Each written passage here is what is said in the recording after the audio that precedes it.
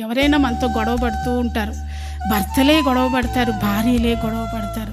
కామ్గా షర్ట్ వేసుకుని సెంటర్కి వెళ్ళి పకోడీలు పొట్లం తెచ్చిస్తే అయిపోద్ది కదా, అంతే. అయ్యగారు ఏమన్నా అంటున్నారు అనుకోండి, మౌనంగా ఉంటే అయిపోద్ది కదా. కానీ కొంతమంది తాగుబోతులు అంటారు, ఏయ్ నేనంటే నీకు ఇంత నిర్లక్ష్యమా, ఇందాకటి నుండి అడుగుతున్నాను ఏంటి జవాబు చెప్పట్లేదు అంటే, నేనంటే నీకు లెక్కలేదా, ఈగను తీసి పడేసినట్టు చూస్తున్నావా, నేను నీకు దోమలా కనబడుతున్నానా, ఈగలా కనబడుతున్నానా, ఏంటి ఆన్సర్ ఇవ్వవు, ఆన్సర్ ఇచ్చామనుకోండి అయిపోయింది ఇంకా అని అంటూ ఉంటారు. అయినా మౌనంగా ఉండడమే, గొడవ ఆగిపోద్ది. దేవుని బిడ్డలారా, గొడవ, అసూయ, ద్వేషం, కక్షలు, చాడీ మాటలు, ఈ చిన్న చిన్నవన్నీ మనలో ఉన్న చెడుతనాన్ని తొలగించుకోవాలి.